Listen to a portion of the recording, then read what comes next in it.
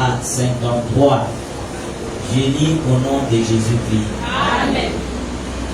L'Éternel parla à Moïse et à Aaron et dit: lorsque vous serez entrés dans le pays de Canaan, dont je vous donne la possession, si je mets une plaie de lèpre sur une maison du pays que vous posséderez, celui à qui appartiendra la maison ira le déclarer au sacrificateur et dira: j'aperçois comme une plaie dans ma maison. Le sacrificateur est, avant d'y entrer pour examiner la plaie, ordonnera qu'on vide la maison, afin que tout ce qui y est ne devienne pas impur. Après cela, le sacrificateur entrera pour examiner la maison. Le sacrificateur examinera la plaie. S'il voit qu'elle offre sur le mur de la maison des cavités verdâtres ou rougeâtres, paraissant plus offensées que le mur, il sortira de la maison et quand il sera à la porte, il fera fermer la maison pour 7 jours. Amen. Le sacrificateur y retournera le 7e jour. S'il voit que la plaie s'est étendue sur le mur de la maison, il ordonnera qu'on ôte les pierres attachées ou attaquées de la lèpre et qu'on les jette hors de la ville, dans un lieu impur.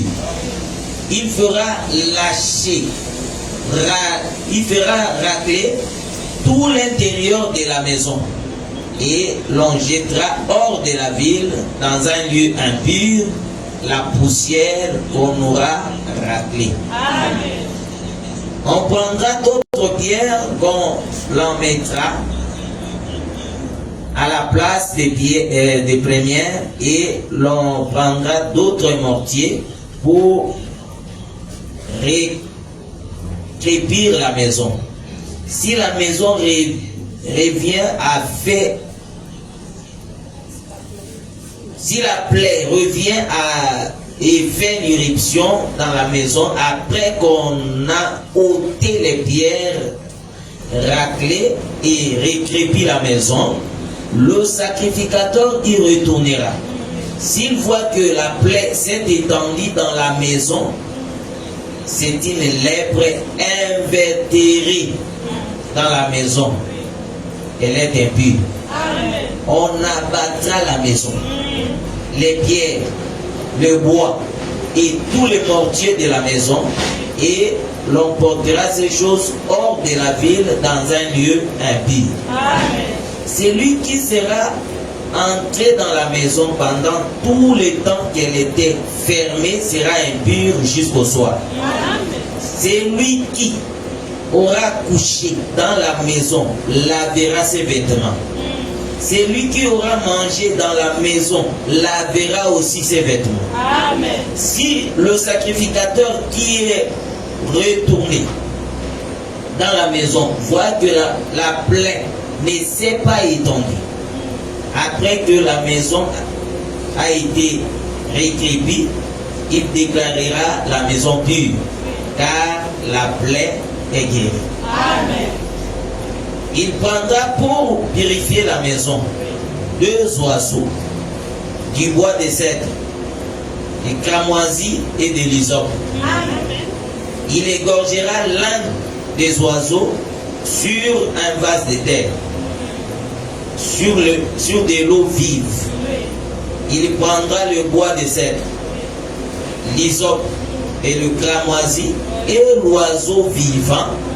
Il le trempera dans le sang de l'oiseau égorgé et dans l'eau vive, et il en fera 7 fois l'aspersion sur la maison. Amen.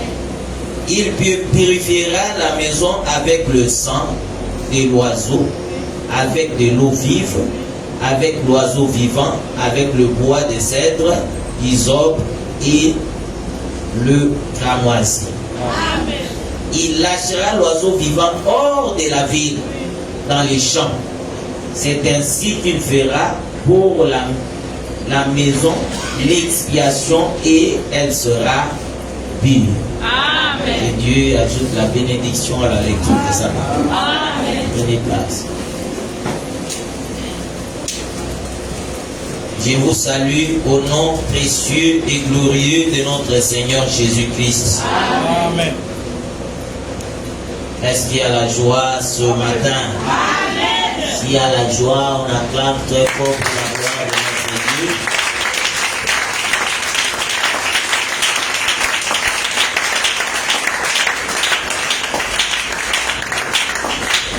Il est vrai que Jésus nous a aimés et il continuera à nous aimer. Bien-aimés, si nous sommes réunis ce matin, c'est à cause de l'amour de Jésus. Sans cet amour, on n'allait pas se réunir ce matin. Voilà pourquoi nous bénissons le Seigneur parce qu'il est notre roi. Amen. Il est notre Seigneur et il fait tout ce qu'il faut pour notre survie. Bien-aimé, personne ne vit par lui-même. Même les païens. Personne ne vit par lui-même. Tous nous vivons par Jésus. Et la Bible déclare, si l'Éternel ne garde la vie, que ceux qui la gardent veillent en vain. Si l'Éternel ne bâtit la maison, que celui qui la bâtisse travaille en vain. Amen. Alors nous bénissons le Seigneur parce qu'il continue à nous aimer et à nous aider. Il continue à nous donner la compréhension de sa parole. Bien aimé, la vie est liée à la parole. L'apôtre Paul a prêché dans 2 Timothée chapitre 1 au verset 10. Il a dit, Dieu a pris l'immortalité et la vie, il a placé dans l'évangile. C'est-à-dire, si quelqu'un a besoin de l'immortalité, il a besoin de la vie, il ne va trouver cela que dans l'évangile. C'est pourquoi nous sommes appelés à connaître l'évangile. Ce que le Seigneur nous demande, c'est avoir la connaissance de l'évangile. Jésus, avant sa mort, il a dit, le royaume des cieux est qu'ils te connaissent. Toi, le seul vrai Dieu, et celui que tu as envoyé, Jésus-Christ. C'est-à-dire que s'il n'y a pas la connaissance, il n'y a pas le royaume des cieux. Le royaume des cieux est lié à la connaissance. Amen. Bien aimé, si nous venons à l'église, la première des choses, ce n'est pas chercher que la santé soit bonne. Parce qu'il y a des gens qui pensent que je vais aller à l'église car là-bas, ma santé sera bonne. Tu peux venir à l'église étant en bonne santé, mais tu sors, tu deviens malade. C'est-à-dire, la première des choses qui nous amène ici, ce n'est pas d'abord la santé physique, mais c'est la santé spirituelle. Amen. Et sans oublier que la santé physique dépend de la santé spirituelle. Pour celui qui a cru. Oui. Parce que tu vas te poser la question, dis, mais oh, frère, comment tu peux dire ça? Alors nous savons que tout le monde vit. Comment tu peux dire que non? Celui qui vit est seulement celui qui a la parole. Mais ceux qui n'ont pas la parole, ils vivent. Effectivement, ils vivent, mais ils n'ont pas la même vie que nous. Parce que tout le monde un jour va mourir. Mais il y a des gens qui se sont préparés et qui seront ressuscités au son de la trompette. Amen. C'est pourquoi la parole de Dieu est tout pour nous. Si nous écoutons la parole, ça nous donne l'envie de retourner au ciel. Que le Seigneur des gloires vous bénisse. Amen. Nous sommes en train de continuer notre périple de l'enseignement sur les 7 paroles de Jésus-Christ. Cette fois-ci, nous allons petit à petit pour entrer maintenant dans le vif du sujet. Parce que, avec le sous-thème, le langage des signes, nous avions tiré cela dans Hébreux chapitre 1, versets 1 à 2. Là où le Seigneur, par le frère Paul, il dit, après avoir autrefois, et de plusieurs manières, à plusieurs reprises, parlé à nos pères par des prophètes, dans ces derniers temps, Dieu nous a parlé par les fils. C'est-à-dire, le temps où nous sommes, c'est le temps du fils. Ce n'est plus le temps des prophètes. Amen. Que Dieu vous bénisse. Amen. Le temps où nous sommes, Oui. ce n'est plus le temps des prophètes. Mais c'est le temps de qui? Fils. Du fils. Amen. Parce que c'est le fils qui doit nous parler dans ces temps. Amen. Ce n'est plus les prophètes. Parce que le prophète, leur temps, c'était hier. Amen. Le Seigneur les a utilisés pour parler à un peuple. Et le peuple en question, c'est nos pères. Amen. Selon Hébreux chapitre 1. Dieu nous a parlé autrefois, au travers le prophète. Il a parlé à nos pères de plusieurs manières, à plusieurs reprises. Et nous avions cherché dans la Bible plusieurs manières et plusieurs reprises. veut dire quoi? Nous avions compris que le plusieurs manières et plusieurs reprises, ce n'était qu'une seule chose. Amen. Mais le Seigneur répétait ça de plusieurs manières. Amen. C'est-à-dire, le Seigneur peut dire à quelqu'un, demain je vais te tuer. Tu écoutes que non, le Seigneur m'a dit, demain il va me tuer. Le lendemain il vient. Il dit, je vais tuer un animal et ne mange pas le sang ou ne bois pas le sang de l'animal. Toi tu penses que non, il a changé. En réalité, il n'a pas changé. Il parle la même chose. Parce que si vous allez regarder, observer bien les Écritures, la Bible déclare que la vie de la chair est dans les sangs. Maintenant, Dieu te dit, il te tuer demain. Tu attends demain, tu es vivant. Le Seigneur vient, il dit non, je te donne la nourriture, la viande pour nourriture, la chair pour nourriture, mais tu ne mangeras pas la chair avec le sang. Ce Dieu-là, il change. Hein? Il avait dit qu'il va me tuer. Maintenant, il est venu, moi j'attendais, je m'attendais à la mort. Mais il me dira que non, je te donne la chair pour nourriture, mais tu ne mangeras pas la chair avec son sang. En réalité, il t'a tué. Amen.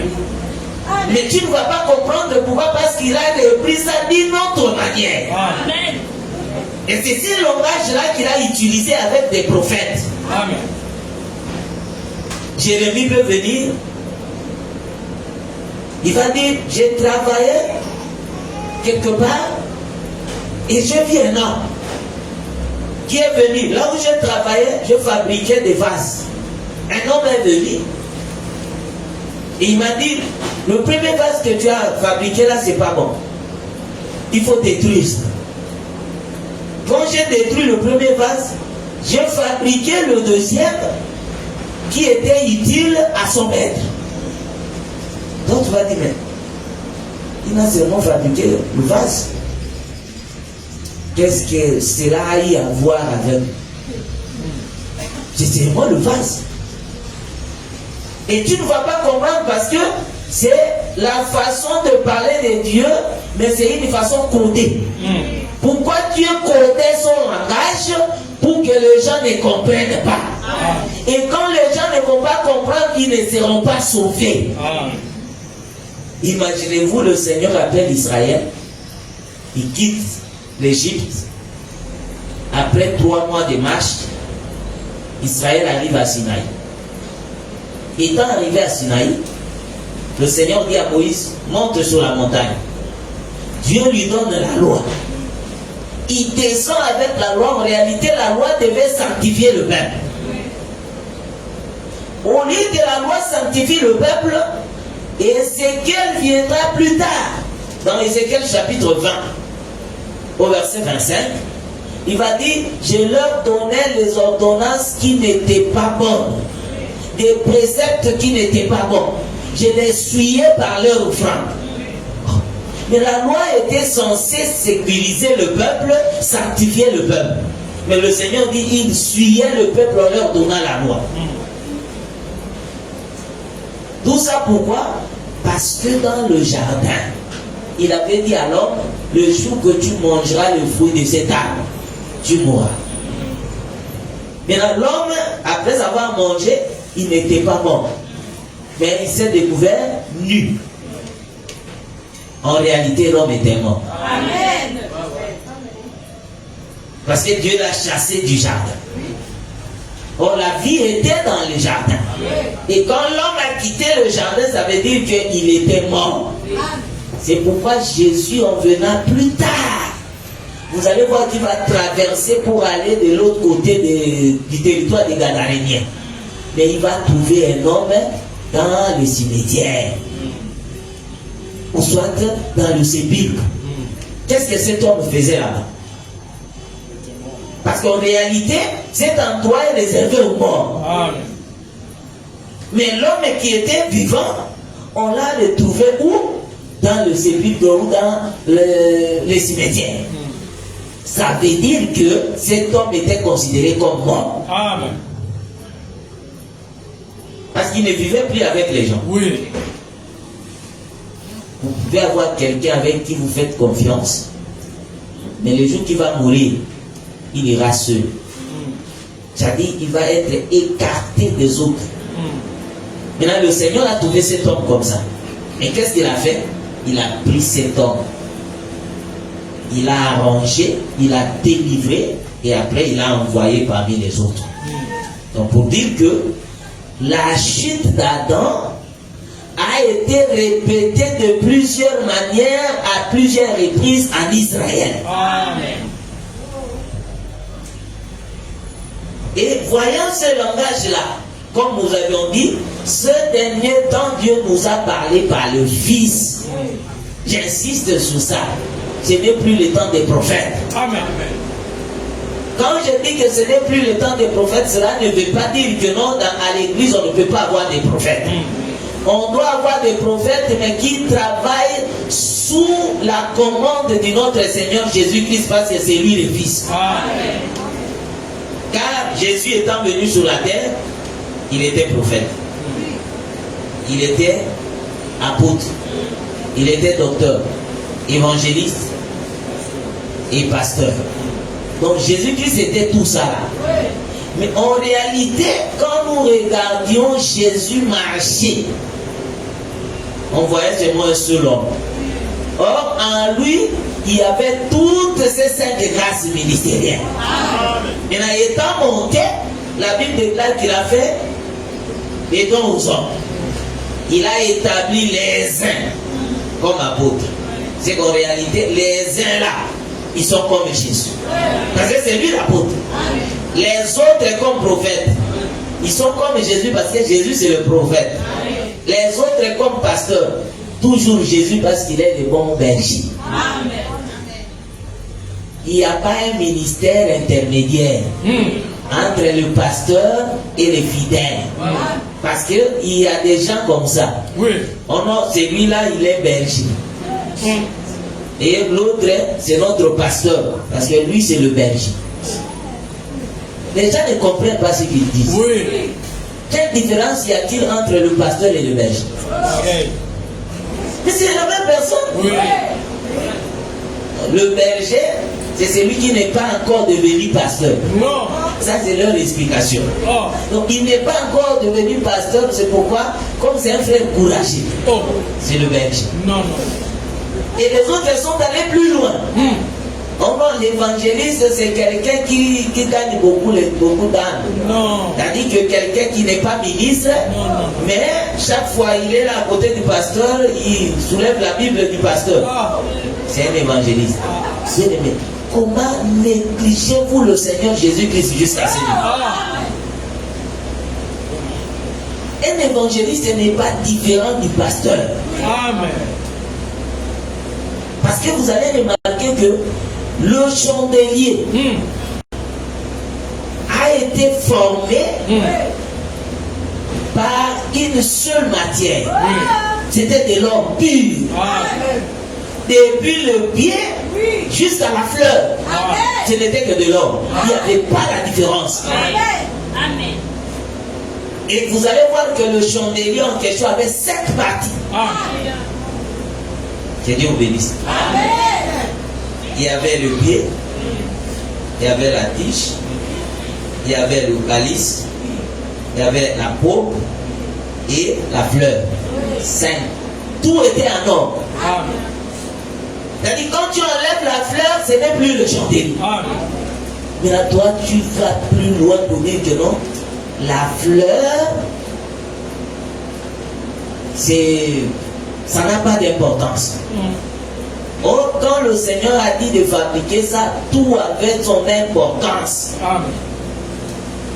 L'évangéliste, c'est un enseignant de la parole. Amen.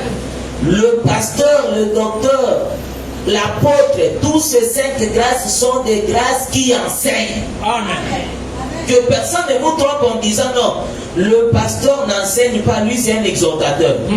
Non, ça c'est pas la parole de Dieu. Amen. Donc un évangéliste est comme le pasteur. Amen. Parce que vous avez trouvé l'évangéliste en Jésus. Vous avez trouvé le pasteur en Jésus, le docteur et ainsi de suite. Amen. Donc tout cela signifie que le Seigneur Jésus-Christ lui-même étant venu, il était l'accomplissement de toute la loi. Mais étant monté, il a séparé, il a partagé le travail que lui-même devait faire. Il dit, toi tu vas prendre une portion, l'autre une portion, et quand nous serons ensemble, nous allons former un tout. Amen. C'est pourquoi l'évangéliste ne va pas contredire le pasteur. Le docteur ne va jamais contredire le prophète. Amen. Parce que tous nous avons reçu une portion pour faire avancer l'œuvre de Dieu. Bien aimé, il n'y a pas un chef suprême parmi les ministères. Amen. Oh non, bon, comme moi j'ai bâti beaucoup, j'ai ouvert beaucoup d'églises, je suis maintenant l'archi-prophète. L'archi-prophète. Et puis à l'église, on ne peut jamais avoir un prophète. Le prophète, c'est seulement moi. Donc choisissez d'autres ministères. Laissez ça parce que c'est moi l'archi. Je contrôle tout. Parce que tu ne vois pas que quand tu deviendras prophète, tu vas chercher à t'égaler à moi. Et ça, c'est la guerre. C'est pas bon. Le père reste le père. Bon, dis-nous seulement que non, c'est ton pays. C'est ton royaume. Alors personne ne viendra donner la loi ou faire la loi dans ton royaume. Mais si le royaume appartient à Jésus, tout le monde a un mot à dire. Amen. Amen. Tout le monde a un mot à dire. Ne dis pas que non, bon, comme c'est moi qui ai commencé. Toutes les dernières décisions me reviennent. Non. La dernière décision revient à la parole. Amen. C'est pourquoi ici nous refusons tout celui qui dit le pasteur a dit. Non. Amen. Ici non. Ici c'est l'écriture a dit. Et le pasteur il est sous l'écriture. C'est l'écriture qui est plus élevée. Si tu cherches à t'élever, un jour tu vas mourir. Tu connais l'âge de Hébreux chapitre 1 verset 1. Les Paul ont dit ça. Hein? Ils sont morts. Mais l'écriture est toujours là. Nous aussi nous passerons. Les autres viendront, ils vont lire. Ça restera toujours là. C'est-à-dire qu'il n'y a personne qui est plus âgé que l'écriture ici. Amen. Il est le témoin fidèle. Le témoin oculaire. Amen. La référence même. L'homme ne peut pas être une référence. La référence, c'est l'écriture. Et j'aime l'humilité de Dieu. L'écriture, c'est lui. Mais regarde sa manière de faire. Il prend l'écriture, il met devant. Lui-même, il est derrière. Donc l'écriture conduit même Dieu. Amen. Mais toi, tu cherches à conduire Dieu. Imagine-toi. Laissez Dieu te conduire. Laissez l'écriture te conduire. Vérifiez même la nature de Jésus quand il est venu sur la terre. Parce qu'il faut réaliser que le Fils Jésus n'est pas celui qui est né de Marie. Amen. Amen. Amen. Que Dieu vous bénisse. Amen. le Fils Jésus dont il est question dans Hébreu 1:1. C'est pas Jésus né de Marie. Amen. Amen. Parce que Jésus né de Marie, il était prophète. Amen. Que Dieu vous bénisse. Amen. Il était prophète. Voilà pourquoi quand il est venu, il parlait en parabole. Amen. C'est ça le langage des prophètes. Amen. Quand il est mort et il est ressuscité, c'est celui-là qui est le Fils qui nous parle maintenant. Parce que étant le Fils qui nous parle, il nous explique ce qu'il avait dit. Il a dit aux apôtres, dans peu de temps, vous ne me verrez pas. Mais dans peu de temps, vous me verrez. Car je serai en vous. Oh non, il y a 3 dieux. Il y a 3 dieux, frères. C'est écrit. Allez, faites de toutes les nations les disciples, les baptisants. Au nom du Père, au nom du Fils, au nom du Saint-Esprit. Ils sont 3.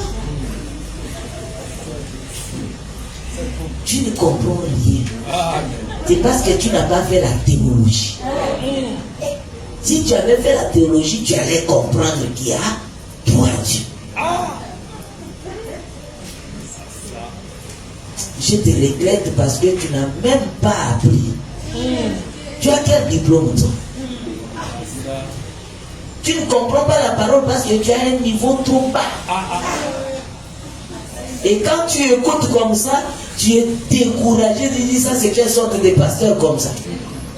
Je ne prierai plus. Non, c'est lui qui ne comprend pas. Parce que les choses spirituelles, on ne les comprend pas selon la manière de la chair. Il faut que le Saint-Esprit lui-même vienne te faire comprendre. Et quand tu lui poses la question, bon, tu as dit, au nom du Père, du Fils et du Saint-Esprit, montre-moi maintenant l'ombre de ça. Parce que il n'y a aucune écriture dans la Bible qui reste isolée. Oh non, cette écriture marche seule. Elle n'a pas besoin d'amis. Parce qu'elle n'a pas besoin de problèmes. Elle est seule. Non. Les écritures se complètent. Elles sont des jumelles. Bon, montrez-nous maintenant. Allez baptiser les gens au nom du Père, du Fils et du Saint-Esprit. Montrez-nous l'ombre de ça. Parce qu'il doit y avoir un prophète qui avait parlé de ça. Nous montrez-nous. C'est parce que c'est un historien. Il ne va pas te montrer. Parce qu'il va chercher au nom du Père, du Fils et du Saint-Esprit. Comme on s'est fouillé. Au nom du Père, du Fils, du Saint-Esprit. Au nom du Père. Au nom du... Il ne va pas trouver. Alors qu'il a laissé les au nom du Père, du Fils, du Saint-Esprit depuis jeunesse. Mais le Seigneur a répété ça de plusieurs manières.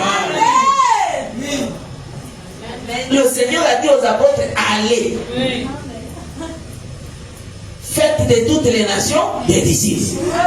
Les baptisants au nom du Père, du Fils et du Saint-Esprit. Ce que j'aime, c'est la précision de la Bible.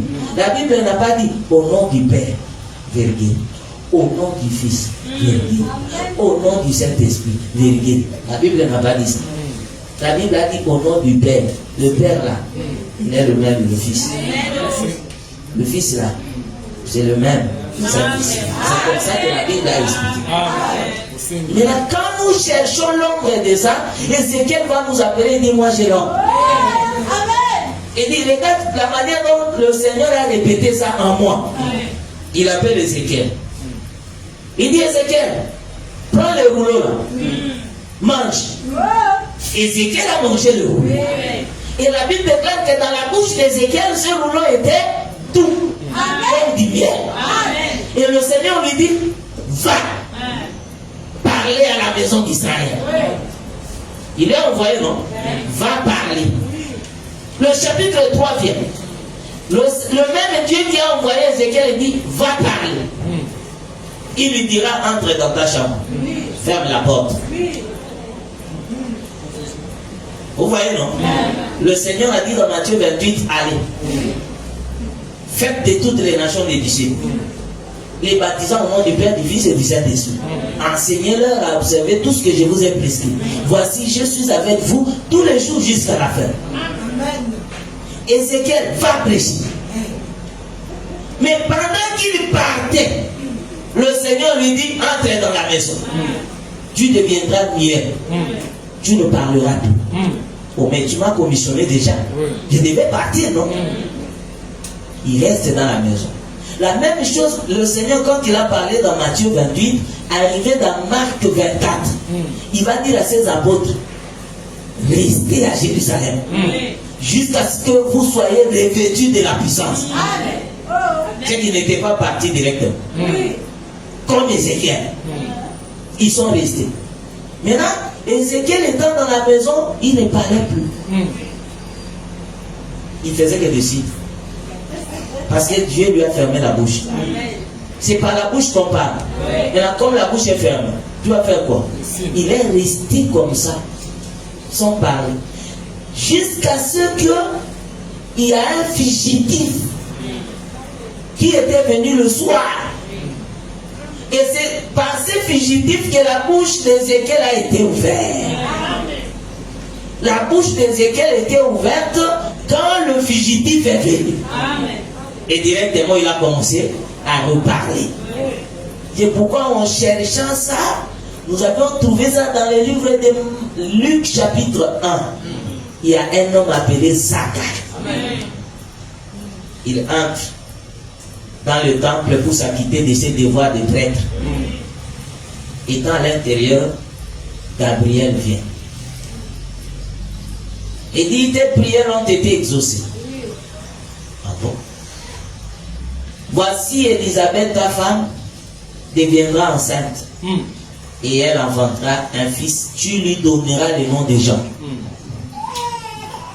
Le pauvre Zacharie n'a posé que la question. Comment cela va se passer?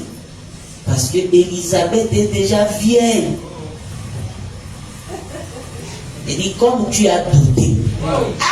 Donc Dieu, on ne peut plus te poser des questions. Une question simple comme ça, qui est traduite par le doute. Comme tu as douté. C'est qui veut dire que étant dans la maison là, ça veut dire que Zacharie ne pouvait pas poser des questions.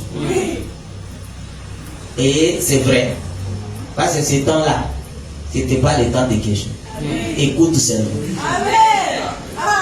Ce n'était pas le temps des questions. Parce que même si tu posais des questions, tu ne vas pas comprendre. Parce que le temps là, ce n'était pas le temps de comprendre. C'est pourquoi Israël a marché avec Dieu, mais il ne comprenait pas. Et il ne pouvait pas poser des questions. Quand il posait des questions, ça se transformait en méchanceté. Que Dieu vous bénisse. Amen. Zacharie qui sort, il ne parle plus. Mais il a quand même écouté l'ange. L'enfant là sera appelé Jean. Zacharie est venu. Il fait des signes ensemble. Parce qu'en réalité, quand Zacharie est sorti, il faisait des signes. Mais personne ne comprenait le signe. Celle qui comprenait le signe de Zacharie, ce n'était que sa femme. Parce que le jour de la naissance de l'enfant, les gens sont venus poser la question, quel est le nom de cet enfant? La femme a dit Jean. Et quand ils ont vérifié dans la généalogie, ils ont trouvé que non, il n'y a personne dans votre famille qui répondait au nom de Jean. Tu as trouvé ce nom où? Bien aimé, toute révélation doit susciter la curiosité des saints. Amen. Amen.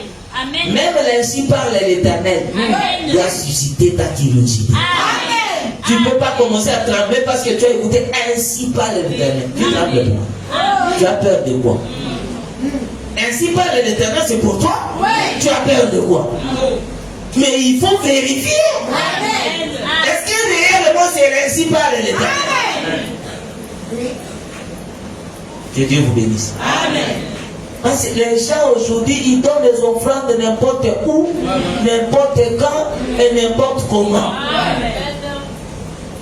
Bien aimé, il y a des psychologues dans le monde. Il y a des gens qui ont développé cette capacité-là. Ils te regardent comme ça, ils comprennent. Non, lui là, il a des problèmes.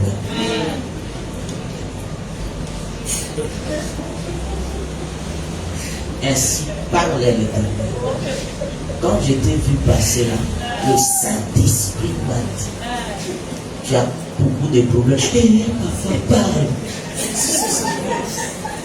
Qui manque de problèmes ici? Qui manque de problèmes? Non, le Saint-Esprit me dit que tu as... C'est comme il y a une prophétie que moi j'aime pas et je n'aimerais jamais ça. Vous priez comme ça. Ainsi parle le Seigneur, il y a trop de combats. Donc tout ça là, c'est pour nous dire qu'il y a trop de combats. Donc qui ignore ça? Parce que le Seigneur a dit ceci. La guerre avec Amalek, c'est de génération en génération. Donc dans nos mémoires, nous savons que la guerre est là. Toi tu viens ainsi parle le Seigneur, il y a la guerre. Le combat est farouche. En tout cas, il faut faire attention. Bon, l'attention là que nous allons faire pour nous amener où? Que Dieu vous bénisse. Le combat sera toujours là. Parlez-nous avec précision. Il y a les combats, oui, nous savons déjà. Pour avancer. Oh non, c'est tout. Ça, c'est la distraction. C'est la femme qui a compris le langage des signes des accords. Mais quand elle a parlé, les gens n'ont pas accepté facile. On dit non, non. Nous ne pouvons pas croire à ça. Il n'y a personne dans votre généalogie qui portait ce nom-là. Alors arrête de nous embrouiller avec tes révélations bidons. Bien aimé, ne crois pas à une révélation parce que c'est le frère béni qui a dit. C'est ton frère, je sais que tu l'aimes.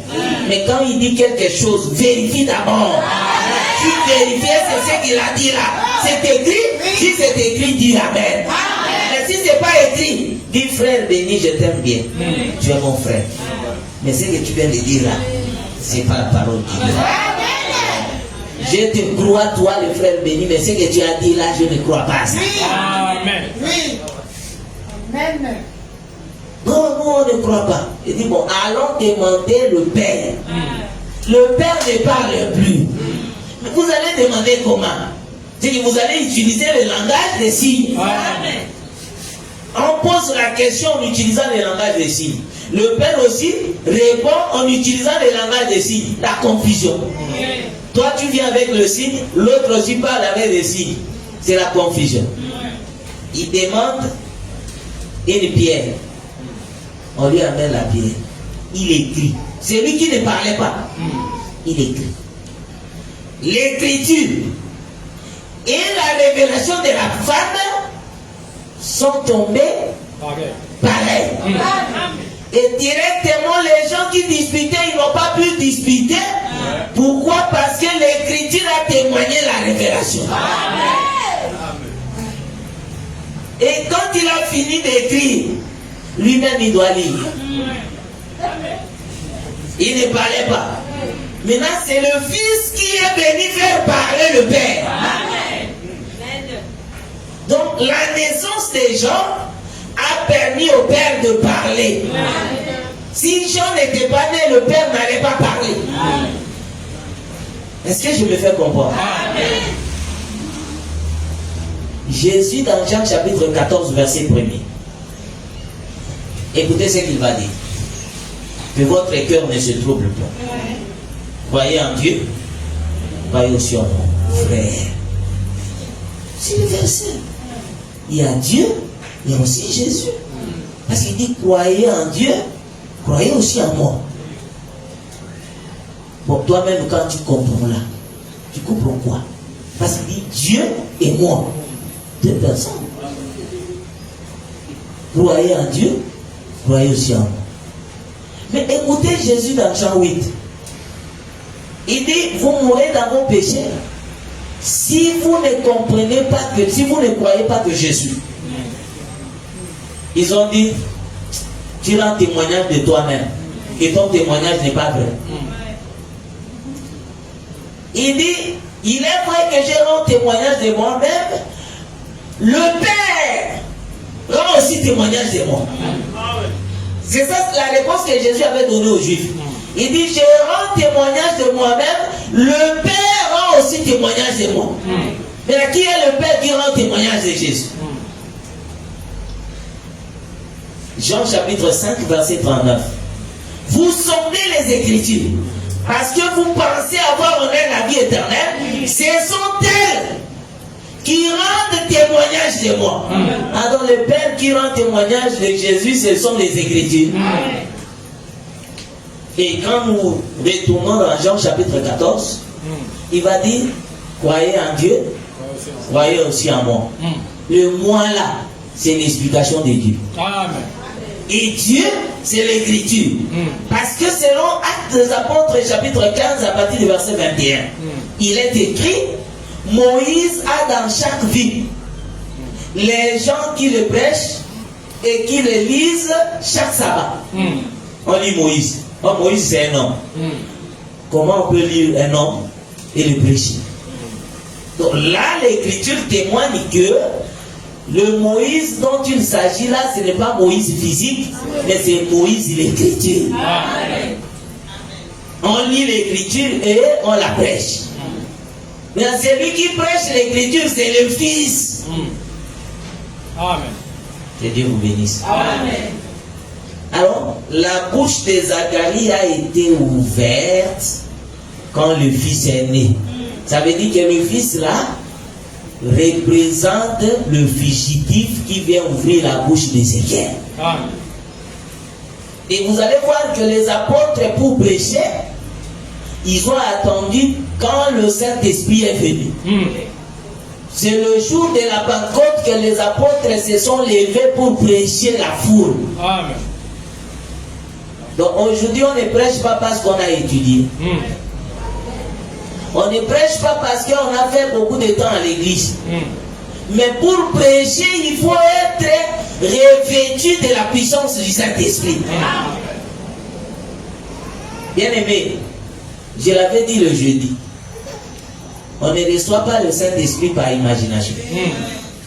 Oh non, j'étais assis dans ma chambre en train de raisonner.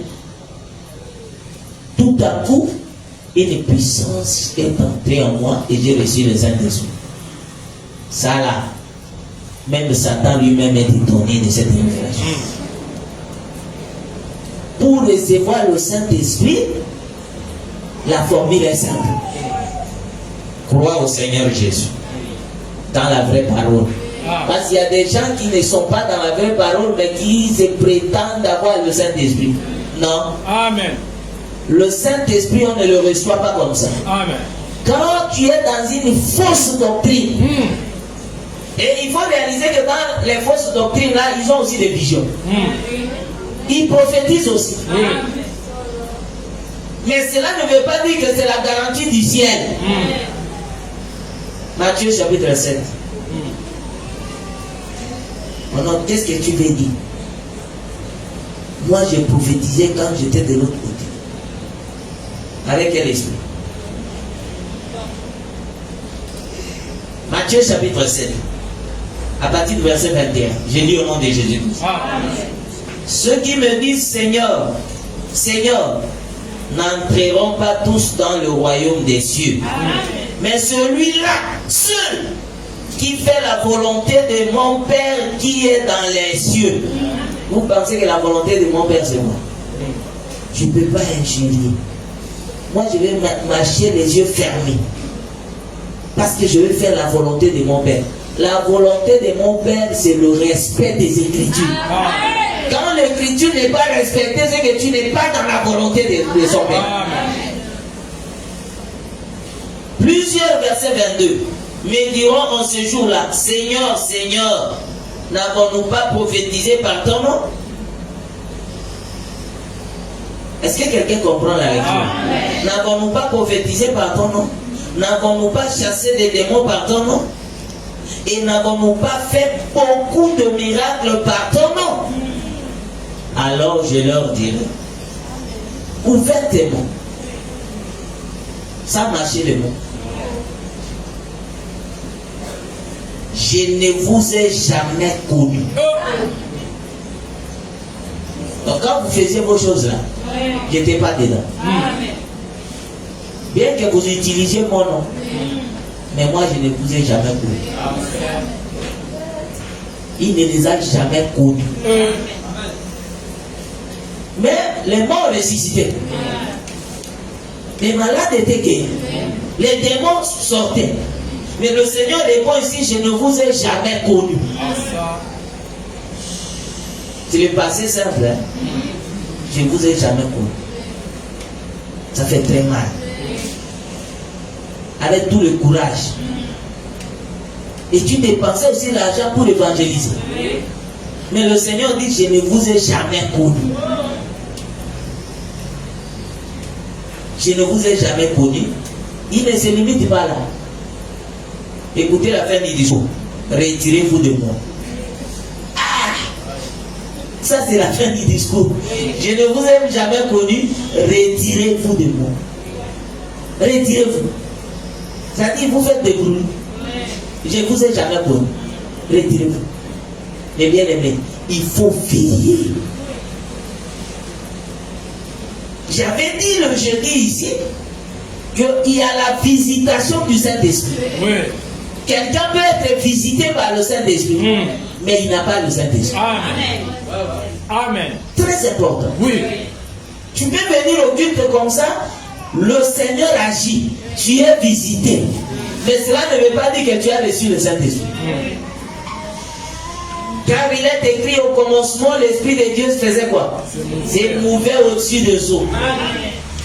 Et nous avons dit, les eaux en question représentaient tous les prophètes de l'Ancienne Alliance. Parce que l'Esprit n'avait pas trouvé un endroit fixe pour y habiter. C'est pourquoi il quittait Abraham, il va chez Jérémie, Esaïe, Habakkuk. C'est comme ça que l'Esprit marchait. Et qu'est-ce que l'Esprit cherchait? Une terre. Et la terre en question, c'était Jésus. C'est pourquoi vous allez voir le jour où il est baptisé. La colombe, le Saint-Esprit est descendu sous une forme corporelle comme une colombe. Et celui qui a Jésus, il a le Saint-Esprit. Avoir Jésus ne veut pas dire que je suis à l'église chaque jour. Avoir Jésus, c'est croire à ce que c'est Jésus dit. Quand tu crois, tu pratiques ça. C'est alors que tu recevras le Saint-Esprit. Quelqu'un qui est visité par le Saint-Esprit peut aussi prophétiser. Mais il n'a pas le don de la prophétie. Parce que le Seigneur peut utiliser même un fou pour te parler. Mais cela ne veut pas dire que le fou a le Saint-Esprit. Alors il faut faire très attention. Vérifie bien ta vie. Est-ce que tu as le Saint-Esprit? Voilà. Si tu ne l'as pas, c'est ça le moment de chercher à avoir le Saint-Esprit. On ne te demande pas l'argent, mais d'entrer dans sa parole, de croire et de pratiquer cette parole, c'est ce qui va faire en sorte que le Saint-Esprit vienne habiter en toi. Oh non, j'ai fait déjà 10 ans dans cette église, donc j'ai le Saint-Esprit. Le nombre d'années ne procure pas le Saint-Esprit. Celui-là seul qui fait la volonté de mon Père. Il faut faire la volonté de son Père. C'est là où tu recevras le Saint-Esprit. Que le Seigneur de gloire vous bénisse. Est-ce qu'on peut acclamer pour la gloire de notre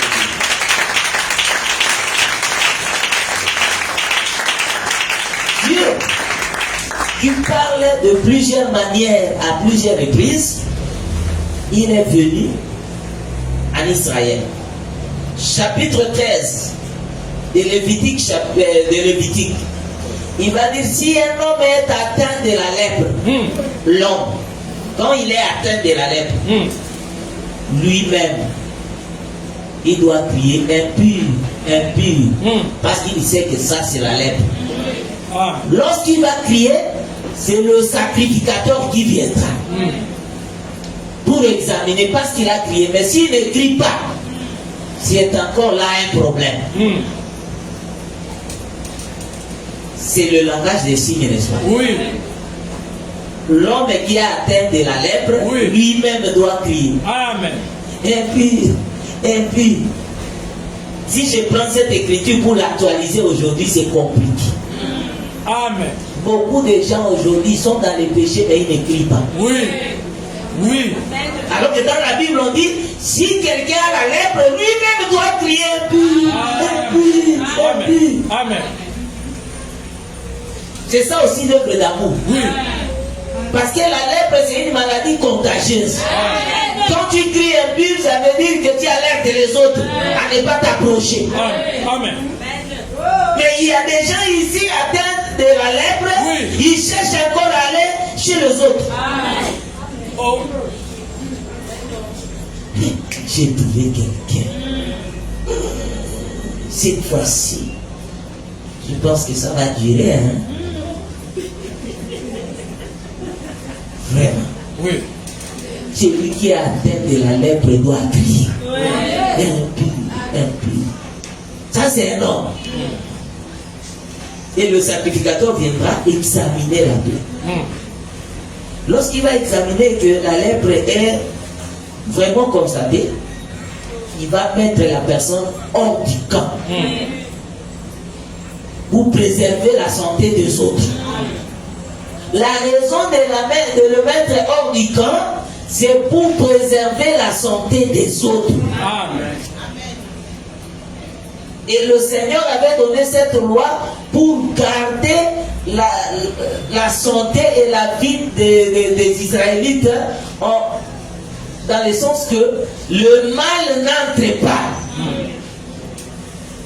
Parce qu'ils savaient que cette maladie peut venir.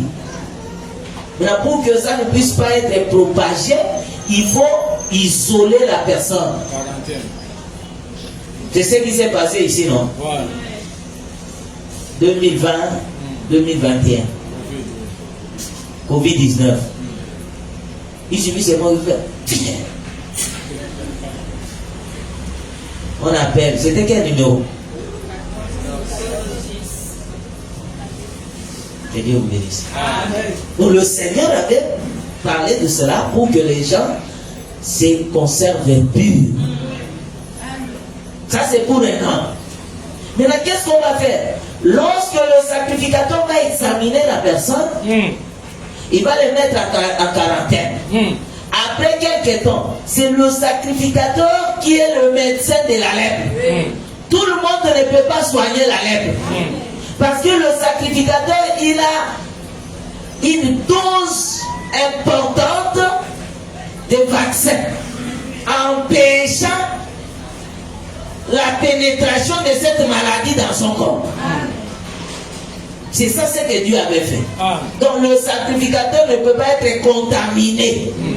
C'est lui qui est autorisé à aller visiter le malade et lui soigner.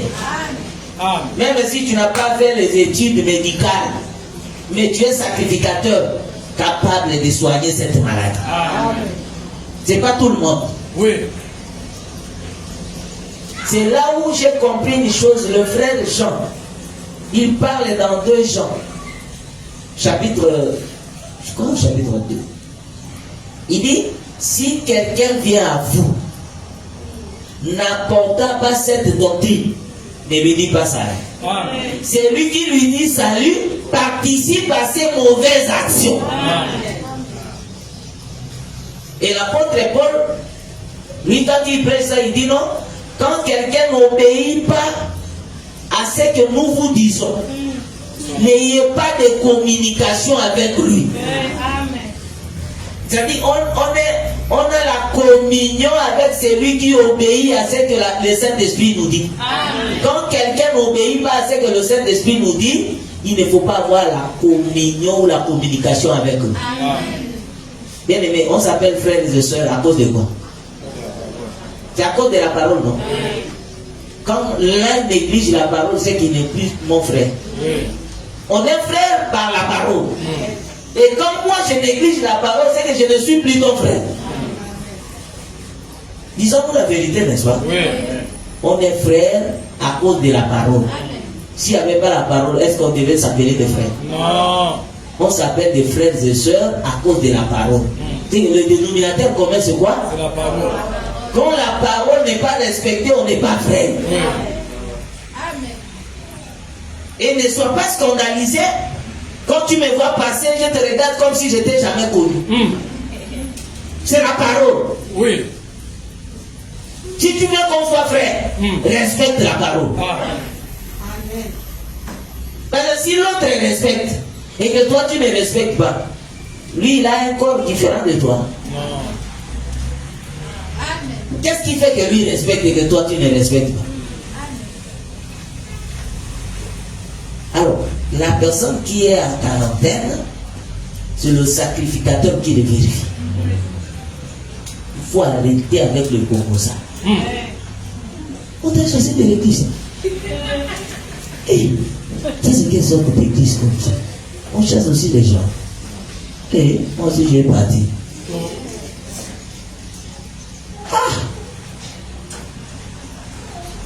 Les prédicateurs des problèmes. Quand il y a des problèmes, c'est là où il devient prédicateur. Lorsqu'il n'y aura pas de problème, il s'éteint. Après avoir vérifié, examiné, si le sacrificateur voit que non, la personne n'a plus la lèpre, c'est lui qui viendra maintenant déclarer tout. Que la personne est devenue pure. Il n'a plus la lèpre. C'est comme ça le travail du sacrificateur. Ça, c'est pour un homme. Et Israël observait ça. Suivez très bien ici. Oui. Après avoir parlé de l'homme, le Seigneur vient dans Lévitique 14. Il va dire si une maison est atteinte de la lèpre. On parle de l'homme qui est atteint de la lèpre. Là, on va comprendre parce que la maladie là, c'est l'homme qui doit être atteint de ça. La maison a fait quoi? La maison n'a même pas de sang. La maison n'a même pas la chair. Ce sont des briques, le ciment et la peinture qui est là. La maison peut être atteinte de la lèpre comment? Dieu parle de plusieurs manières, à plusieurs reprises. Mais il ne parle que d'une seule chose. Il a parlé de l'homme dans Lévitique 14, 13. Arrivé dans Lévitique 14, il va parler de la maison. En réalité, la maison là, c'est l'homme. Il a changé ses mots au lieu de dire l'homme, il remplace l'homme par la maison. Si une maison est atteinte de la lèpre, maintenant celui qui était à l'intérieur doit sortir. Que Dieu vous bénisse. L'apôtre Paul maintenant, dans 2 Corinthiens chapitre 5, il va dire, lisons ça. 2 Corinthiens 5. J'ai lu au nom de Jésus-Christ à partir du verset 1er. Nous savons en effet que si cette tente où nous habitons sur la terre est détruite, nous avons dans le ciel un édifice qui est l'ouvrage de Dieu. Une demeure éternelle qui n'a pas été faite de main d'homme. Donc l'apôtre Paul appelle ce corps quoi? La tente. La tente, c'est une maison. Mes frères, il y a une différence entre la tente et la maison. Comment tu peux nous dire, tu peux nous amener comme ça? 1 Corinthiens chapitre 6.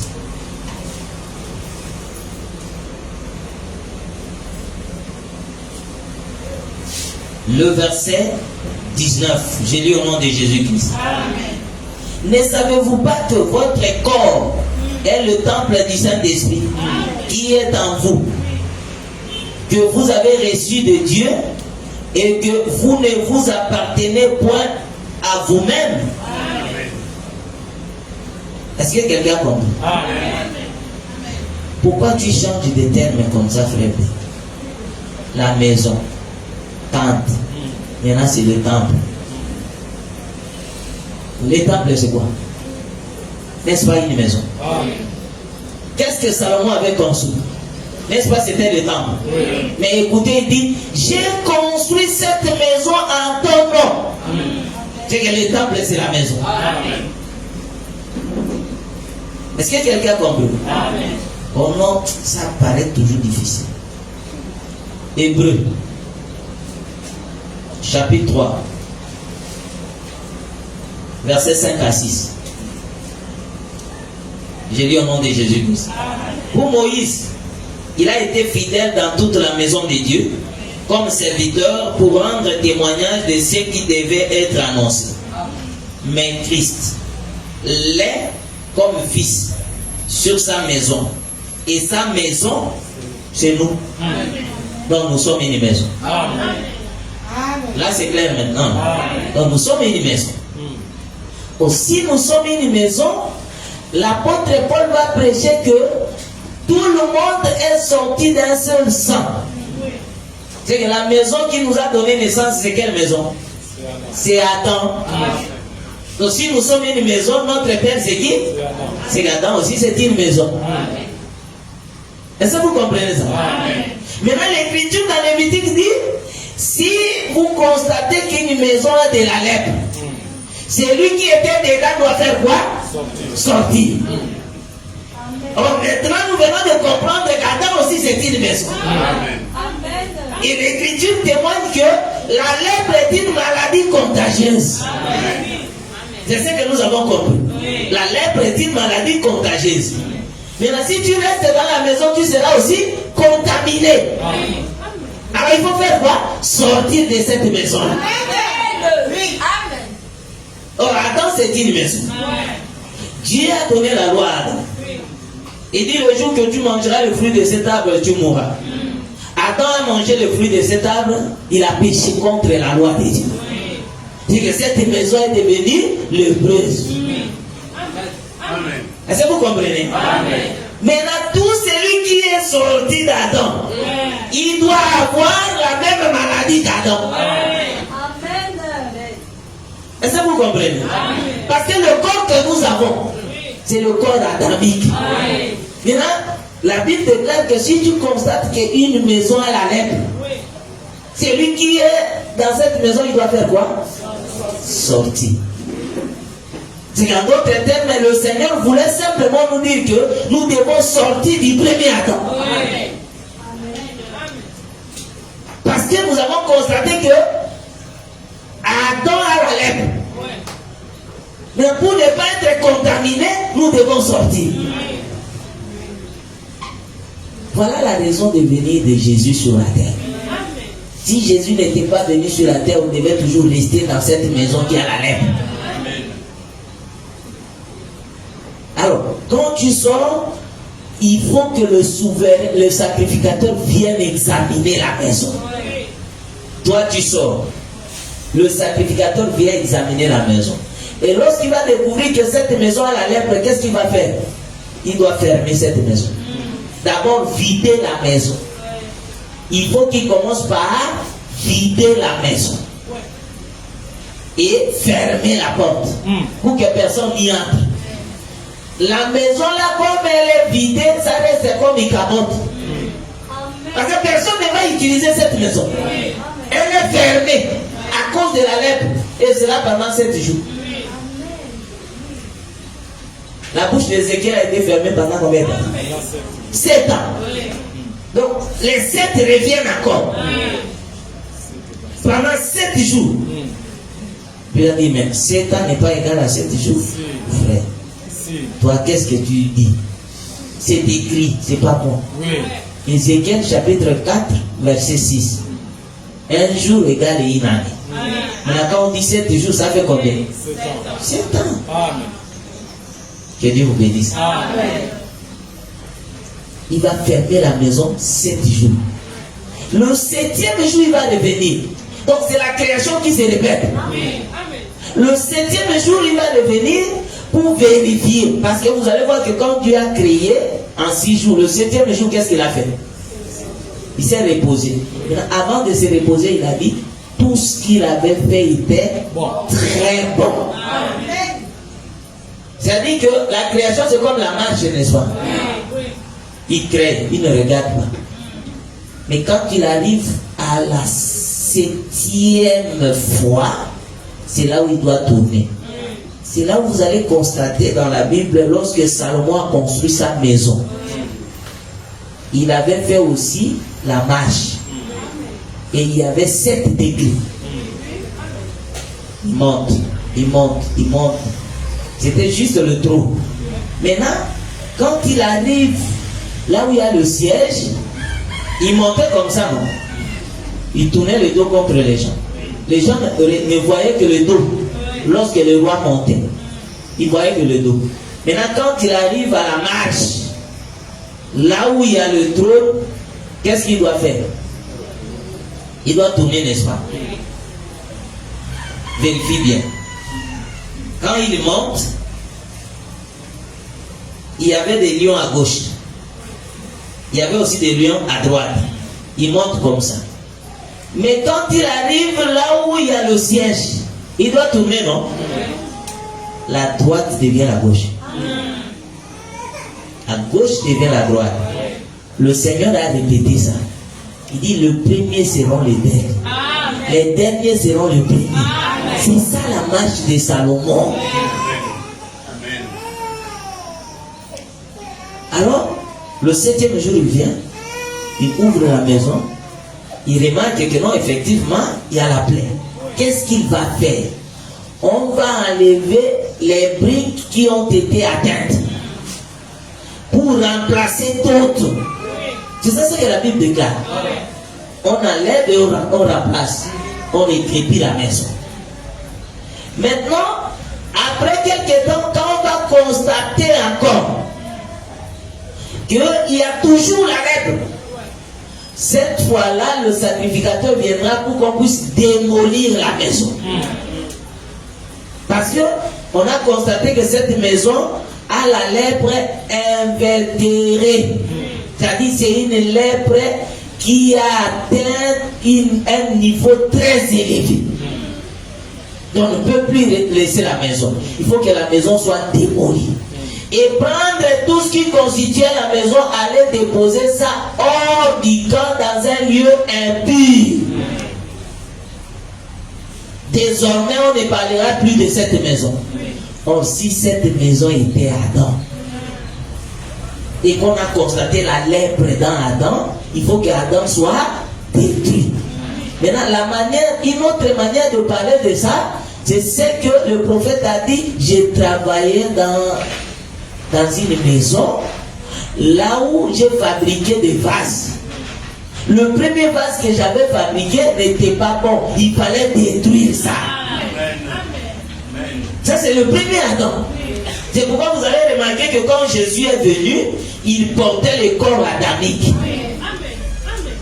Et sa mort témoigne que non, ce corps a été détruit. Et quand il est ressuscité, il n'était pas ressuscité avec le même corps. C'était avec le corps de gloire. On ne parlera plus de ce corps-là ancien. On doit parler d'un nouveau corps. Le corps de gloire. C'est ce que nous porterons. Et l'apôtre Paul a dit, nous gémissons aujourd'hui. Parce que nous portons ces trésors dans cette tente. Lorsque cette tente sera détruite, nous allons revêtir notre corps de gloire qui est l'édifice céleste, qui n'est pas fait de main d'eau. Est-ce que c'est clair? Amen. Alors remarquez, lorsque le sacrificateur viendra, il trouve que non, là où on avait arrangé, il n'y a plus la lèpre. Qu'est-ce qu'il va faire? Il va ordonner qu'on puisse amener 2 oiseaux. 2 oiseaux. La Bible dans Lévitique 14 a parlé de 2 oiseaux, n'est-ce pas? Amen.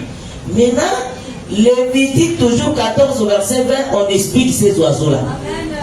Ce ne sont pas n'importe quel oiseau. Il n'y a que soit la tourterelle, soit le pigeon. Parce que dans toute la Bible, il n'y a que 2 oiseaux qui sont purs. Dans la Bible. Les autres sont des oiseaux impurs. Et quand le Seigneur parle d'oiseaux purs, il fait allusion à la tourterelle ou au pigeon. Ce ne sont que ces 2. Parce que dans la Bible, selon Genèse chapitre 15, il n'y a que 5 animaux qui sont purs. Il y a le bœuf, il y a la chèvre, il y a le mouton, il y a la tourterelle et le pigeon. Maintenant, si vous lisez Genèse chapitre 15, vous allez voir que quand le Seigneur a dit à Abraham de sacrifier ces animaux-là, il a donné l'âge des animaux. Il dit une génisse de 3 ans, une chèvre de 3 ans, un mouton de 3 ans. Mais arrivé aux oiseaux, ils n'ont pas d'âge. Que Dieu vous bénisse. Pourquoi Dieu n'a pas donné l'âge des oiseaux? C'est parce que l'oiseau est présenté dans la Bible comme l'esprit. Or, l'esprit n'a pas d'âge. Qui connaît l'âge du Saint-Esprit? C'est l'esprit. Il ne peut pas avoir l'âge. Alors,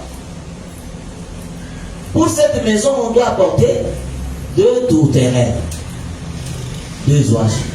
Le sacrificateur va prendre ces 2 oiseaux avec les bois de cèdre. Là, c'est le premier bois de cèdre. Il va prendre aussi le bois de l'hysope. L'hysope, c'est un bois aussi. Maintenant, si nous demandons au frère Salomon, il va dire: j'ai parlé des arbres depuis le cèdre de Liban jusqu'à l'hysope qui sort de la muraille. Il n'a parlé que de ces 2 arbres. Non, il a dit le cèdre de Liban jusqu'à l'hysope qui sort du muraille. Pourquoi il a utilisé ces 2 arbres? Vous allez constater que la maison de Salomon a été construite par le cèdre de Liban. C'est la royauté. Le cèdre explique la royauté. Tandis que l'hysope explique la faiblesse, la petitesse. Quelque chose qui est faible. Mais pour la purification, on doit utiliser l'hysope. C'est-à-dire que le Seigneur Jésus-Christ étant venu comme un roi, quand les gens le regardent, il ne peut pas purifier. Mais pour purifier, il doit être l'hysope. C'est pourquoi quand on l'a arrêté, il n'a dit aucun mot. Parce qu'il était faible. Semblable à un agneau qu'on amène à la boucherie. Il était présenté comme l'hysope. Alors, on va prendre l'un des oiseaux. On va les décapiter et recueillir le sang. Lorsqu'on va prendre le sang, on va prendre maintenant l'oiseau vivant avec le bois de cèdre et l'hysope, le cramoisi. On va les tremper dans le sang. Mais qu'est-ce que le sacrificateur va faire? Il va prendre le sang de l'oiseau qui est mort là. Il va faire l'aspersion 7 fois. C'est le sacrificateur. Parce qu'il doit purifier la maison. Donc quand il s'élève, c'est pour purifier la maison, mais il doit faire la purification là en faisant l'aspersion 7 fois. Pour que la maison devienne pure. S'il ne fait pas 7 fois, la maison restera toujours impure. Mais il va utiliser les 2 oiseaux. Le frère David, il va dire: autant l'Orient est éloigné de l'Occident, autant l'Éternel éloigne de nous nos iniquités. Ce qui veut dire que l'oiseau qui est mort, on doit se servir de son sang, mais l'oiseau qui est resté vivant, il doit être trempé dans le sang et puis envoyé loin. En réalité, les 2 oiseaux expliquent seulement une seule personne. Et la personne en question, c'est Jésus. Jésus, quand il est venu, il était venu comme l'oiseau qui devait mourir. Et on avait besoin de son sang pour la purification de la maison. Le même Jésus était l'oiseau qui était resté vivant parce qu'il devait prendre nos iniquités et amener ça loin de nous. Amen. Parce qu'aujourd'hui, il n'y a pas de pardon de péché si ce n'est au nom de Jésus. Amen. Si tu veux avoir le pardon du péché, il faut toujours Jésus. Alors, le sacrificateur va prendre le sang 7 fois pour la purification de la maison. Il faut réaliser que toi aussi tu es une maison. Mais une maison qui était semblable à la maison d'Adam. C'est-à-dire tu étais dans le péché d'Adam. Parce que la lèpre c'est le péché. Et étant dans le péché d'Adam, tu ne pouvais pas être habité. Parce que celui qui doit habiter la maison, c'est le Saint-Esprit. Maintenant, comme la maison est impure, le Saint-Esprit ne viendra pas habiter. Il faut que le sacrificateur vienne pour purifier la maison. Mais il doit venir avec les sang. N'est-ce pas? Raison pour laquelle vous allez voir que le Seigneur Jésus étant venu, la Bible déclare qu'il était sacrificateur selon l'ordre de Melchisedec. Jésus c'est un sacrificateur. Maintenant le travail qu'il est venu faire c'est quoi? C'est pour purifier la maison que tu es. Donc c'est ça le travail qu'il doit faire. Mais il ne va pas venir avec les sangs d'un oiseau. Mais il viendra avec son sang propre pour purifier la maison. Maintenant, le sang purifie. Est-ce que vous comprenez ça? C'est le sang qui purifie. S'il n'y a pas le sang, il n'y a pas l'effusion du Saint-Esprit. Parce que c'est le sang qui purifie. Or, comme le sang purifie, Jean chapitre 15 au verset 3, il est écrit, déjà vous êtes purs à cause de la parole que je vous ai dite. Qu'est-ce qui purifie? C'est la parole. C'est la parole. Ça veut dire que la parole c'est le sang. Maintenant remarquez, le sacrificateur quand il vient, il doit utiliser cette parole combien de fois? 7 fois pour la purification de la maison. Est-ce que vous comprenez ça? Donc le sacrificateur est venu, il doit prononcer 7 fois les paroles pour la purification de la maison. Voilà la raison de cette parole de Jésus-Christ à la croix. Donc Jésus est présenté comme le sacrificateur. Maintenant, sa parole, les 7 paroles-là sont comme les sangs que le souverain sacrificateur devait faire l'aspersion 7 fois pour la purification de la maison. S'il n'y a pas le sang, il n'y a pas la purification. Et le sang, c'est la parole. C'est pourquoi Jésus étant le souverain sacrificateur, il devait monter. Il est écrit dans Lévitique chapitre 10. La Bible déclare, le sacrificateur, avant d'entrer au service, il doit s'abstenir des liqueurs fortes, des boissons enivrantes. Donc quand il veut entrer pour servir, il doit s'abstenir de tout ça. Pourquoi il doit s'abstenir?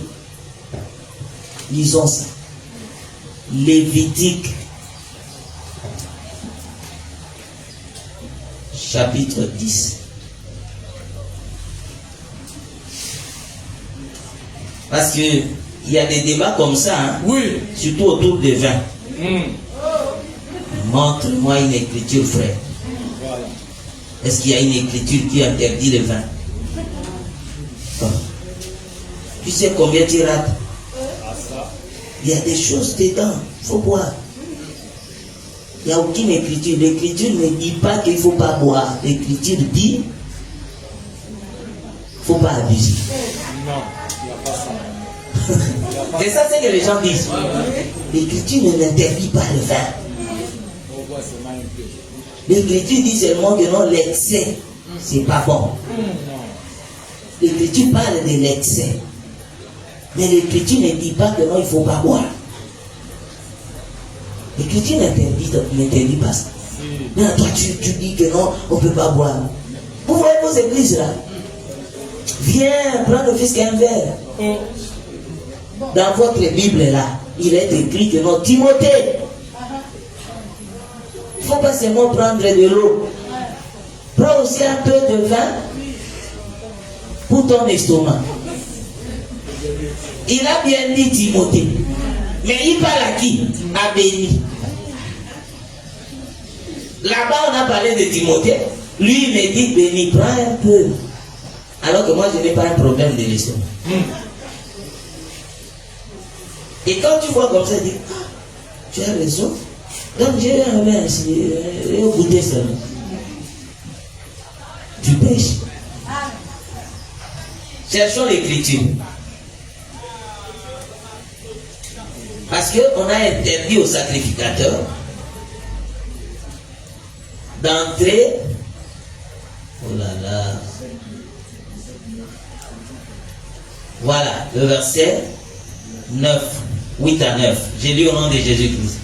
L'Éternel parla à Aaron et dit, tu ne boiras ni vin, ni boisson enivrante, toi et tes fils avec toi, lorsque vous entrez dans la tente d'assignation, de peur que vous ne mouriez.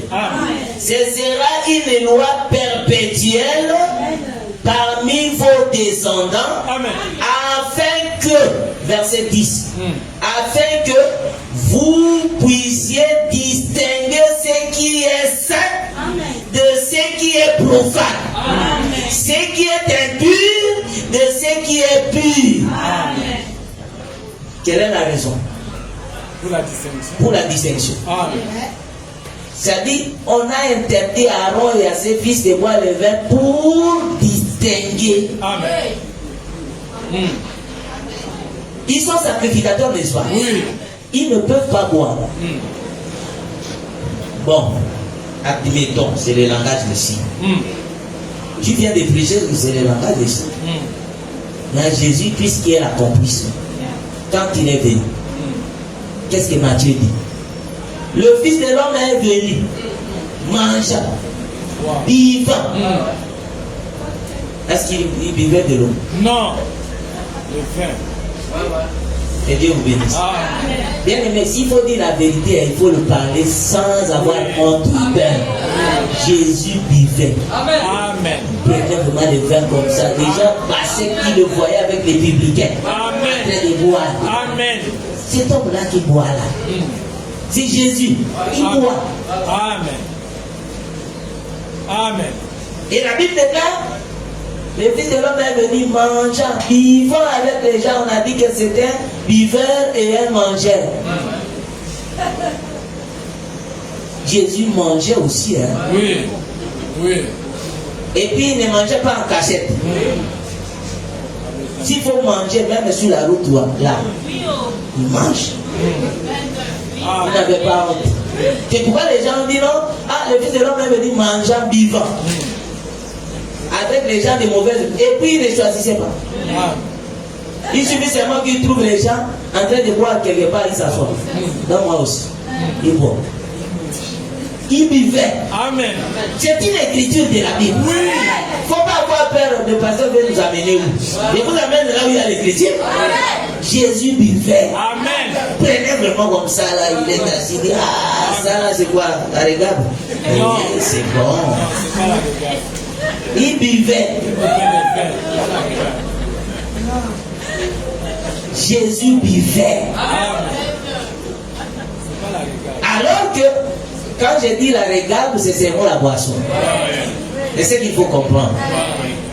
Parce que tu ne peux pas boire le jus et puis être ivre.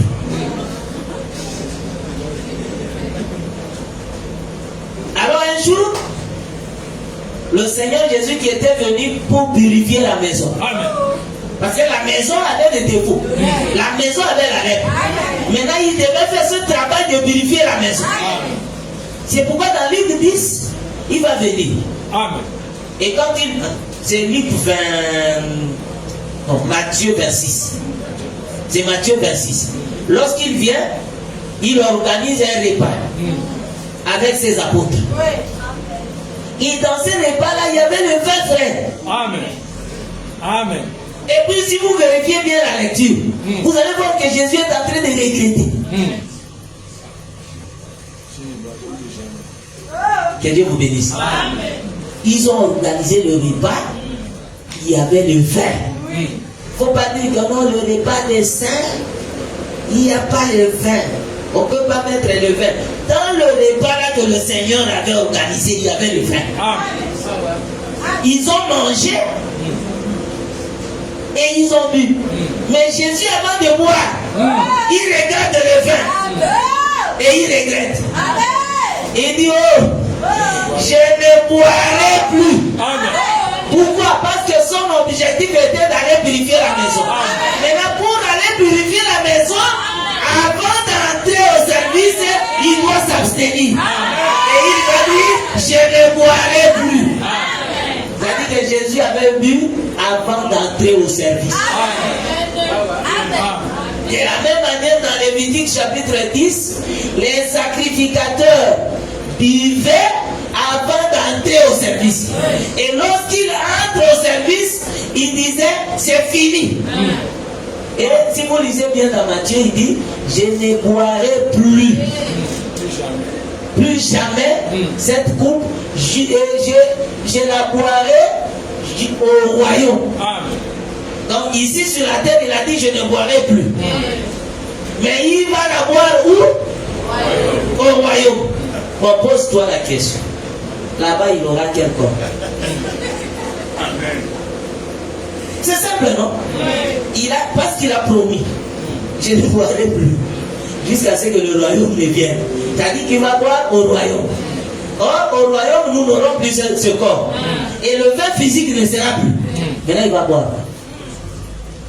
C'est là où le frère David va chanter en disant, le vin qui réjouit le cœur, c'est les commandements de l'Éternel. Est-ce que vous comprenez ça? Donc le Seigneur Jésus, quand il entre au service, il dit, je ne boirai plus jamais ces vins jusqu'à ce que le royaume ne vienne. Il veut dire qu'il a mis fin. Bon, quelqu'un va dire, parce qu'il est en train déjà de dire dans son cœur, tu as bien parlé de Jésus. Quel rapport y a-t-il entre Jésus et nous? Parce que lui, il est le sacrificateur. Est-ce que nous sommes des sacrificateurs? Nous sommes les enfants de Dieu. C'est à vous, les prédicateurs, de ne pas boire. Il y a quelqu'un qui se prêche comme ça. C'est à vous. C'est pas nous. Maintenant, le pasteur Pierre va venir. Et lorsqu'il vient, il dit, Dieu a fait de nous un royaume des sacrificateurs. Ça veut dire que tous nous sommes un royaume des sacrificateurs. Avant d'entrer au service, tu pouvais te retrouver, tu connaissais les noms des bars qui sont à Libreville. Il n'y avait pas un péché. Va, entre, même si tu achètes tout, tu bois tout, tu commences à pisser même là, il n'y a pas un péché. Mais dès lors que tu viens entrer au service, quand tu regardes et tu dis, je ne boirai plus, c'est fini. Tu regardes ça, je suis au service. Quand tu es entré au service là, c'est juste à la mort. Quel jour? Quel jour que tu vas sortir? Parce que jusqu'aujourd'hui, le Seigneur qui est le souverain sacrificateur, il est où? Dans les lieux très saints, en train de travailler. Maintenant tu es avec lui là-bas. Ah, Moïse dit, tu sais que tu dis là, j'acclame. Pourquoi? Parce que le souverain sacrificateur, quand il entrait pour travailler, il entrait avec le peuple. Il avait les 12 pierres sur sa poitrine, qui étaient le nombre des 12 fils d'Israël. C'est-à-dire à l'intérieur, il était avec le peuple. Qui va boire? Personne. C'est fini. Qui va boire? Personne. Parce que tu es dans les lieux très saints, en train de purifier, de faire le service. Maintenant, tu vas quitter le service pour venir boire. Non. Alors que tu as déjà déclaré, je ne boirai plus jamais. Tu connais le jour que tu as déclaré, parce que moi je sais que toi tu as déclaré. Tu l'as bien déclaré. Le Saint-Esprit était témoin. Le fleuve aussi était témoin. Si c'était la rivière a été témoin. Et il y avait des gens qui étaient des témoins. Là où tu as dit, je ne boirai plus. Moi je n'ai jamais dit ça. Je n'avais pas dit ça. Tu n'avais pas dit ça. Dieu parle de plusieurs manières, plusieurs reprises. Écoute ce que tu avais dit. Je servirai le Seigneur toute ma vie. Tu as dit, je ne boirai plus jamais. Tu es dans les lieux très saints. Même si c'est une fête. Oui. Hein, les gens qui se préparent pour se marier là. C'est un couloir. Amen. Fini les histoires. Le frère Arnaud a eu la chance. Parce que l'obéissance n'était pas encore complète. Maintenant que l'obéissance est complète, c'est fini. Tu es dans le lieu très saint. Oh non, il est temps de couper le gâteau et de boire la champagne. C'est fini. Dis seulement, je ne boirai plus jamais. Amen. C'est tout. Et quand tu vas m'inviter dans ta fête là, il faut me vérifier. Peut-être que tu pouvais oublier. Quand tu regardes, ah, il est là. Je ne veux pas parler là-bas, je veux parler ici. Que Dieu vous bénisse. Donc pour dire que dès lors que nous avons reçu le Seigneur, nous avons dit c'est fini. Je ne boirai plus jamais. Parce que tu es devenu sacrificateur. Ton travail est de purifier la maison. Et la maison que tu dois purifier, c'est toi-même. Alors tu ne peux pas purifier la maison en buvant. Parce que tu ne seras pas en mesure de distinguer. Ouais. Amen. Le verre pousse les gens à ne pas distinguer. Bien aimé. Ah, je ferme d'abord ma Bible. Remarquez les limites là. Et n'oubliez pas que c'est juste à 16h, n'est-ce pas? N'oubliez pas, remarquez quelque chose. Quelqu'un qui est accro au vin, lorsqu'il n'a pas bu, il ne peut pas parler aux autres. Même s'il a un problème, il ne parle pas. Mais attends, lorsqu'il va prendre, c'est là où il va commencer à te lancer des paroles. Tu sens que non, il y a un homme ici. C'est le verbe. Parce qu'il n'arrivera plus à distinguer. Même si c'est sa femme, il peut insulter. Même si c'est son président, il ne va plus distinguer à cause du vin. C'est pourquoi le Seigneur avait interdit. Il dit un sacrificateur doit s'abstenir de le vin pour distinguer le bien du mal.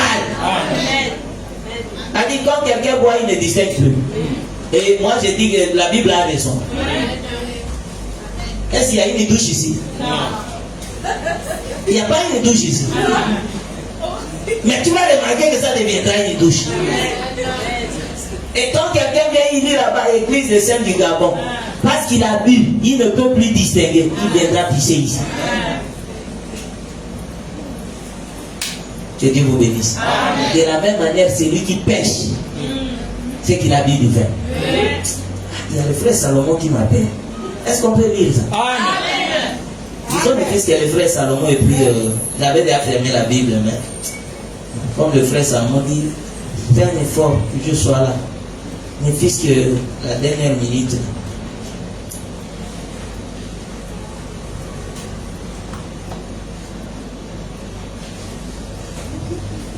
le frère Salomon, tu es où? Qu'est-ce que tu nous dis? Ça doit être le Proverbe 23. Attends, on va aller rapidement. Chercher ça dans la Bible.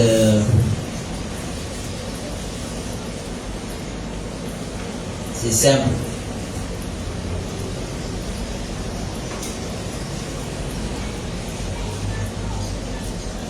Il est où, frère Salomon?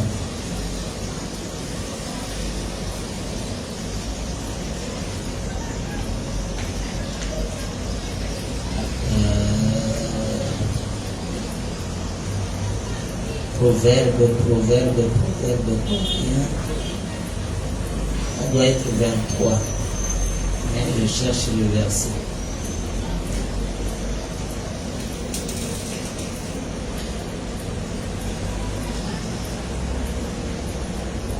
Voilà. Proverbe chapitre 23, le verset 29. J'ai lu au nom de Jésus-Christ. Pour qu'il ait... Ah! C'est ça le verset, hein? Vous y êtes? Pour qu'il ait... Ah! Pour qu'il ait... Hélas! Pour qui les disputes? Pour qui les plaintes? Pour qui les blessures sans raison? Pour qui les yeux rouges? La réponse vient. Pour qui? Pour ceux qui s'attardent auprès du vin. Amen. C'est tout. Pour qui les disputes? Pour qui les et hélas? Non, pour qui les yeux rouges? Bon, il faut commencer à vérifier. Hein? C'est un verset. Il faut vérifier. Pour qui les yeux rouges? Vérifier. Pour qui les yeux rouges? C'est pas un péché. Quand tu vois ton frère a les yeux rouges, lui demander qu'est-ce qui se passe? Est-ce que tu t'es attardé au vin? Que Dieu vous bénisse. Là, on a parlé de vin. Et nous savons qu'il y a plusieurs sortes de vin. Il y a plusieurs sortes de vin aussi. Quelqu'un qui dispute beaucoup, qui se chamaille beaucoup. Ici, on nous a dit que non, celui qui dispute beaucoup, c'est celui qui s'attarde au vin. Donc toi, tu es là, ta bouche ne peut pas laisser tranquille. Tu es prêt pour la révolution. Même la question qui ne nécessite pas que tu te fâches. Ça, c'est la nature de ceux qui s'attardent au vin. Toi, tu ne peux pas avoir cette nature-là. Je ne veux pas que tu me poses la question. C'est pourquoi je me fâche avant que tu n'arrives. Ça, c'est la nature des gens qui s'attardent au vin. Toi, tu ne peux pas avoir cette nature-là. Les yeux rouges. Toi, tu regardes comme ça. Et la personne ne peut pas te fixer deux fois. Quand tu le fixes, il regarde ailleurs. Quand tu enlèves, c'est alors qu'il te regarde. Pour ceux qui s'attardent au vin. Et il y a plusieurs sortes de vins. Il y a des vins en papier. Oui. Oui. Il y en a. Le vin en feuille. Oui. Tu ne verras pas le Seigneur. Et tu vas voir quelqu'un qui est ivre comme ça, avec le vin en feuille. Même s'il n'y a pas de trou.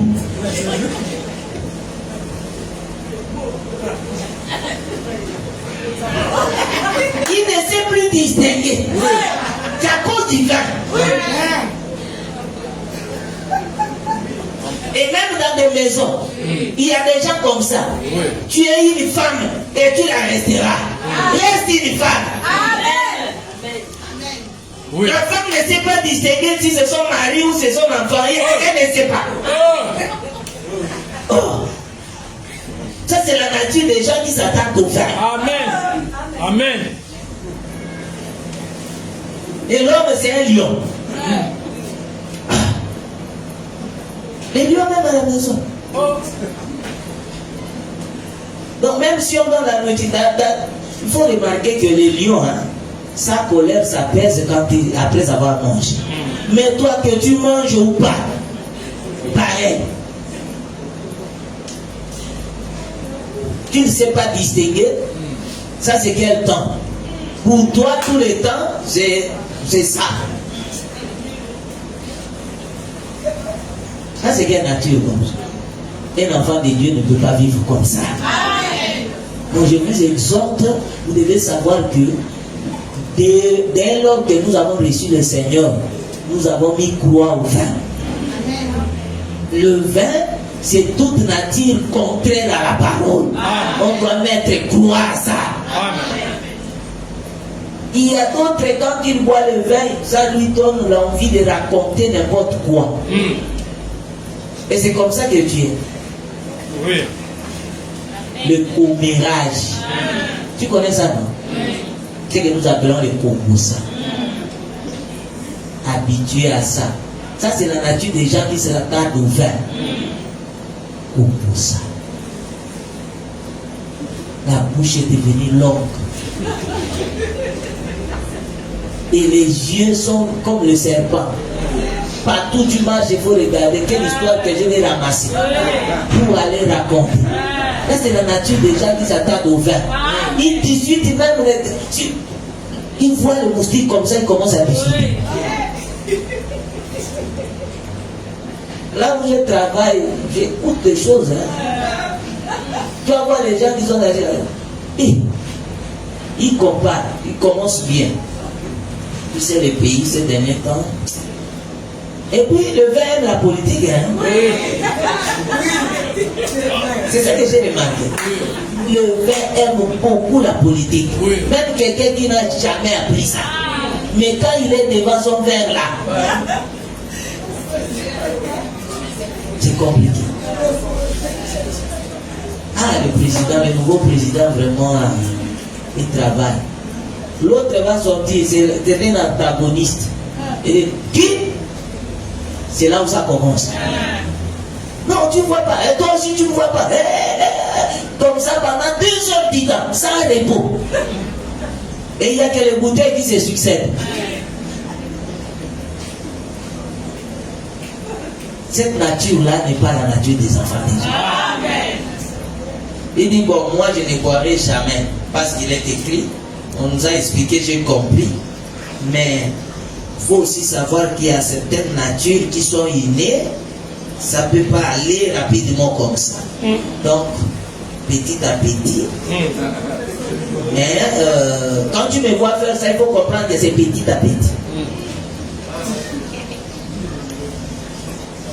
J'ai toujours dit, hein, on se sépare avec le péché d'une manière brutale.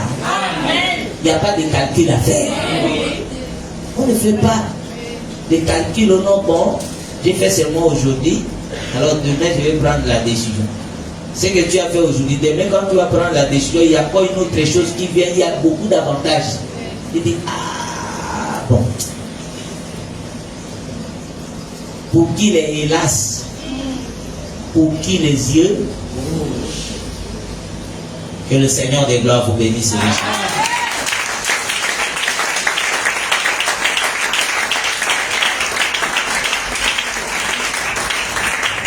La force céleste.